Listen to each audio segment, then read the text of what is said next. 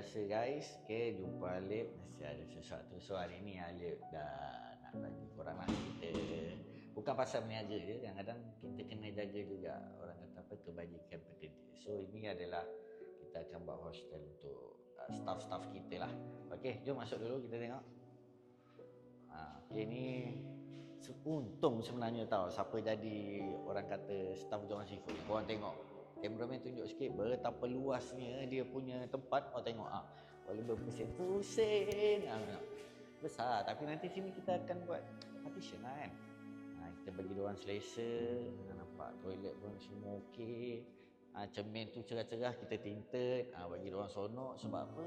Bila kita ada tempat duduk ataupun tempat istirahat yang best dan orang kata tenang, so kita pun akan dapat buat productivity ataupun bekerja dengan tenang. Alright. So siapa yang jadi budak Johan Seafood memang biasa. Bos kita memang terbaik lah. Alright. So ni je saja nak bagi korang. Ni je